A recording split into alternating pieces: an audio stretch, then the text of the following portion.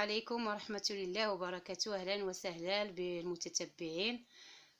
مرحبا بكم إن شاء الله. اليوم غادي نصاوب واحد الليمون، غادي ندير الليمون المصير، وكنتمنى تتابعوا معايا الفيديو من الاول حتى الاخير باش تشوفوا كيفاش كنصاوب الليمون المصير.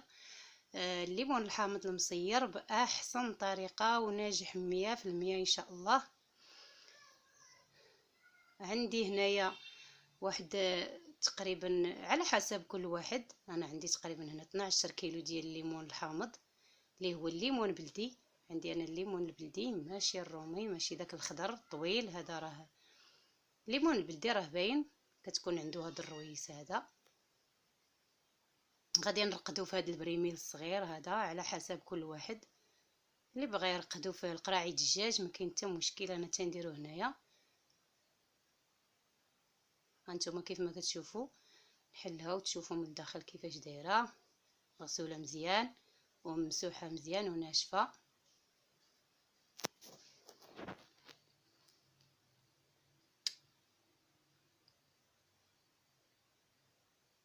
تكون بحال هذا الشكل هذا ولا ديال الدجاج بحال المهم هذه فاش كنديروا فاش كندير انا الليمون الحامض. والليمون كنغسلوه مزيان مزيان كيف ما كتشوفوا، كنحكوه بواحد الشيته ونحكوه مزيان ونغسلوه ونديروا ليه شويه ديال الخل باش يتنقى لينا هذا الليمون. بزاف كتكون فيه الغبره وكتكون فيه يتغسل لينا مزيان بحال هكذا. ونوريكم الطريقه كيفاش باش كنصير انا الحامض. وهذا هو وقت الحامض دابا موجود متوفر في السوق، نستغلوا هذه الفرصه ونشريوه رخيص بزاف وموجود، كاين البلدي كاين الرومي على حسب، ونرقدوه. ماشي كل مره نمشيو للسوق نشريو، كينفعنا في الدجاج في المناسبات. نتوما تبعوا معايا. كنقطعوا الليمونه على جوج، ما نقطعوهاش حتى نقطعوها كامله، نقطعوها غير النص بحال هكا، نفتحوها باش نلقاو كيفاش نعمروا الملح. اللي بغى يقطعها على 4 يقطعها، اللي بغى يدير الليمون يديرو بلا تقطع، يتقبوه شي شويه بشي مسمار ولا بشي خشبه هكا ولا شي عود، تقبوه من الجناب باش تدخل الملح. ولكن هذا كيبقى احسن، كيكون معسل، ثقوا بيا تيجي زوين بزاف، كيبقى طولة العام، كيبقى معسل، كيولي حمر. كنت بصراحه غادي نوريكم واحد راه كان عندي من العام اللي فات، ولكن ما بقاش عندي، ما كنتش عواله ندير فيديو وما كنت غنوريه لكم. كنفتح الليمونه على النص ونعمرها بالملح، كنستمر بحال هاد الطريقه حتى كنعمر هاد الليمون بالملح كلشي. هاد الكميه اللي عندي انا عمر الليمون بالملح مزيان وندكها بالمعلقه تنكمل هاد الكميه. وتابعوا معايا وتشوفوا الطريقه ديال التصير ديال الحامض. وكننصحكم ما تطيبوش الحامض.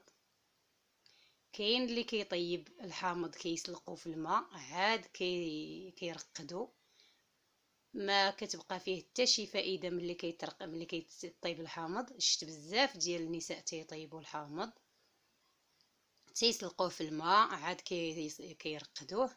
هذيك الطريقه خاطئه. الحاجه ملي كطيب بحال هذا الشكل ديال الليمون يطيب وعاد يترقد، انا بالنسبه ليا ماشي مزيان.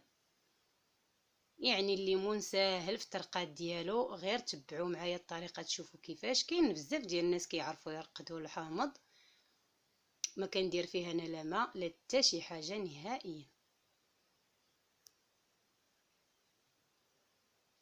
صافي ملي كملت داك الليمون كله عمرته بالملح، هانتوما كيف ما كتشوفوا عمرت كلشي الليمون اللي عندي. غادي نجيب دابا داك السبيره الطويله وكبيره، نتوما تختاروا ديروا القرعي الدجاج اللي عنده القرعي الدجاج كبار، اللي عنده المهم على حسب. حتى السطل ديال الميكا اللي كيتسد مزيان ممكن ترقدوا فيه الحامض. المهم كنستف هذا الحامض هذا حتى كنستف الستيفه الاولى وتنبرك عليه بيديا مزيان باش كيطلق ديك العصاره. هي فاش غيترقد لينا الحامض، ما كندير لا ما لا والو. ديك العصاره هي باش كيترقد ليا داك الحامض. راه ملي كتوصل الملح داك الحامض كله كيطلق داك الماء وكيترقد فيه. وكنتمنى هاد الفيديو ينال الاعجاب ديالكم. الى عجبكم هاد الفيديو وعجباتكم قناه شيوه تقديران، ما تنساونيش في اشتراك ودعموني بلي لايك وتابعوا معايا الفيديو حتى الاخر.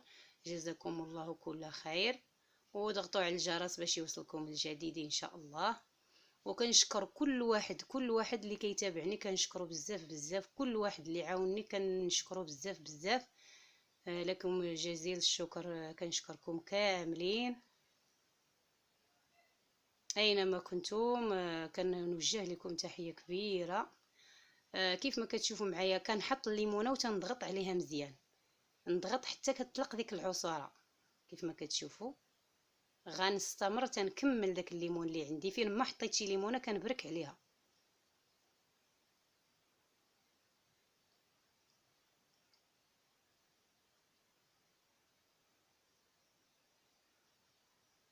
هانتوما بحال هكا. وتبارك الله فيه الماء بزاف وموجود. غادي ندير واحد شويه ديال الملح، غير شي شويه من الفوق، ونكمل داكشي اللي بقى عندي. غنستمر تنعمر هاد البرميل كله، نعمرو حتى فين كنسد القفاله كنعمرها مزيان باش ما يلقاش البرد فين يدخل. وما كياخدش الوقت بزاف باش يتصير هاد الحامض. كيوجد في تقريبا صافي غير كتفوت 15 يوم صافي هو وجد. انا غنحمرها مزيان صافي. ها نتوما كيف ما كتشوفوا تنبرك على داك الليمون. كندير ليمونه وتنبرك حتى كتطلق ديك العصاره. كيف ما قلت لكم بركوا عليه مزيان.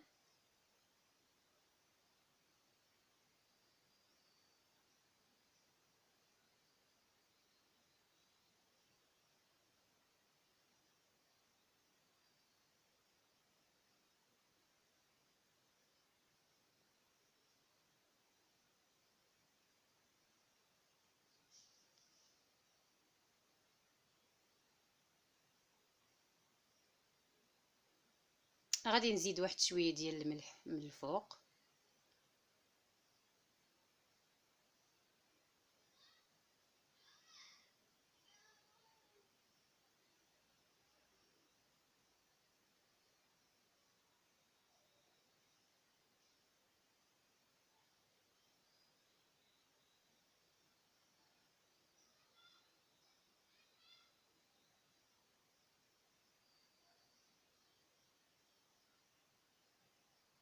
ما كندير لا ما لا والو. كيبقى ليا داك الماء ملي كنت كنقطع، بقى ليا داك الماء غادي نكبو من الفوق. وداك الليمون كله غادي يطلق ليا الماء.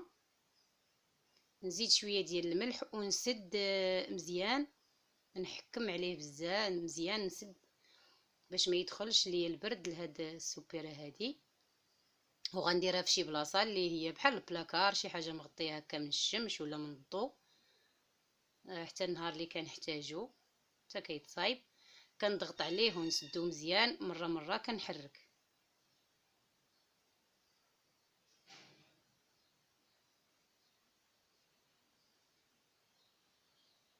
صافي هانتوما كيف ما كتشوفوا صافي ساليت الليمون ديالي.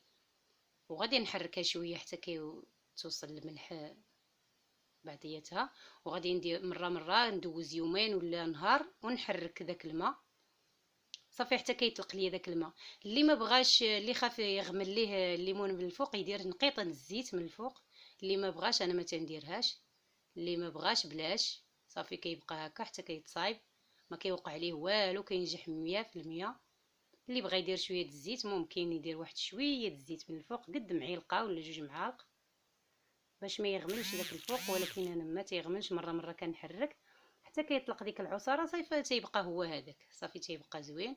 وبقى ليا شي شويه ديال الليمون ما كملتوش، عمرت لي هاد السوبيره هادي. وهذا غسلته مزيان، غادي نديرو في الميكا ونديرو في الفريغو حتى نبغيه العسل.